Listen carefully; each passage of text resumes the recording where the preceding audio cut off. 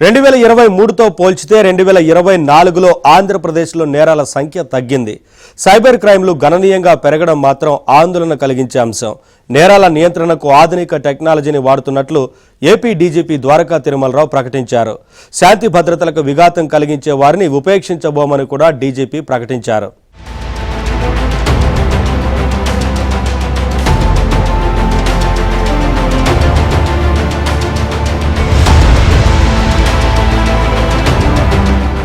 ఆంధ్రప్రదేశ్లో నేరాలు, ఇతర అంశాలకు సంబంధించిన వార్షిక నేర నివేదికను డీజీపీ ద్వారకా తిరుమలరావు విడుదల చేశారు.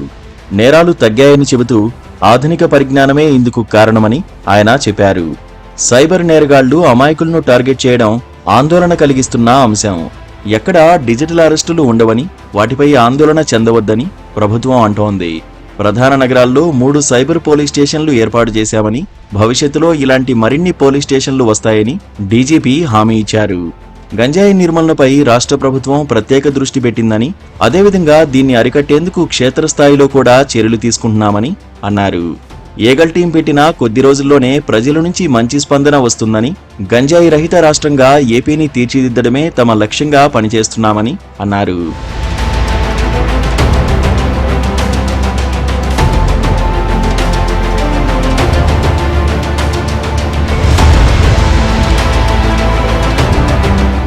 గతేడాది దాడులకు సంబంధించి 21,016 కేసులు నమోదు కాగా, ఈ ఏడాది 20,106 కేసులు నమోదయ్యాయి. వాటిలో సాధారణ దాడులు 16,728 నమోదయ్యాయి. తీవ్రంగా దాడులు చేసిన కేసులు 1,547 నమోదయ్యాయని అన్నారు. గతేడాదిలో హత్యాయత్నం కేసులు 1,322 నమోదు కాగా, ఈ ఏడాది 1,003 కేసులు నమోదయ్యాయి. గతేడాదిలో మర్డర్ కేసులు 843 కేసులు నమోదు కాగా, ఈ ఏడాది 828 కేసులు నమోదయ్యాయని, ఆస్తి సంబంధిత నేరాల్లో భాగంగా గతేడాది 42 మంది హత్యకు గురయ్యారని, ఈ ఏడాది 46 మంది చనిపోవడం ఆందోళన కలిగించే అంశమని ద్వారకా తిరుమలరావు తెలిపారు. పగటిపూట ఇళ్లలో దొంగతనాలు గతేడాది 682 జరగ్గా, ఈ ఏడాది 802 జరిగాయని, అదేవిధంగా రాత్రిపూట దొంగతనాలు గతేడాది 2,846, ఈ ఏడాది 3,114 జరిగాయని అన్నారు. సాధారణ దొంగతనాలు కూడా గతేడాది 194 జరగ్గా, ఈ ఏడాది 246 జరిగాయని అన్నారు. ఈ ఏడాది ఆస్తి సంబంధిత నేరాల్లో గతేడాది కంటే ఎక్కువ కేసులు నమోదయ్యాయని అన్నారు. గతేడాది 40 మంది మహిళలు హత్యకు గురికాగా, ఈ ఏడాది 49 మంది చనిపోయారు. వరకట్న వేధింపుల కారణంగా గతేడాదిలో 99 మంది చనిపోగా, ఈ ఏడాది 42 మంది చనిపోయారు.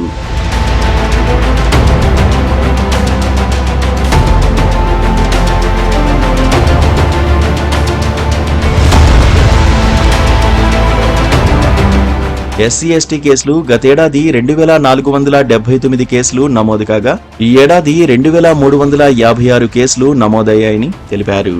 రోడ్డు ప్రమాదాల విషయంలో గతేడాది 18,597 కేసులు నమోదు కాగా, ఈ ఏడాది 17,688 కేసులు నమోదయ్యాయని, ప్రమాదాల కారణంగా ఈ ఏడాది 7,863 మంది చనిపోగా, 4,074 మంది గాయపడడం జరిగిందన్నారు. ఇక సైబర్ కేసుల విషయంలో గతేడాది 4,74,391 ఫోన్ కాల్స్ వచ్చాయని, ఈ ఏడాది 7,23,378 ఫోన్ కాల్స్ వచ్చాయని అన్నారు. ఎఫ్ఐఆర్లు 916 మాత్రమే రిజిస్టర్ చేయడం జరిగిందన్నారు. సైబర్ నేరాల కారణంగా 1,229 కోట్ల రూపాయలు పోగొట్టుకోవడం జరిగిందని, వీటిల్లో 225 కోట్ల రూపాయల నగదును రికవర్ చేయడం జరిగిందని అన్నారు. ఈ ఏడాది డ్రోన్స్ వినియోగానికి కూడా పెద్దపీట వేయడం జరిగిందని, గతేడాది 53 డ్రోన్స్ ఉంటే, ఈ ఏడాది ఇప్పటివరకు 118 డ్రోన్స్ ను ఏర్పాటు చేయడం జరిగిందని, రాబోయే రోజుల్లో ప్రతి 10 పోలీస్ స్టేషన్స్ కు కలిపి ఒక డ్రోన్ ఉండే విధంగా చర్యలు తీసుకుంటామని అన్నారు.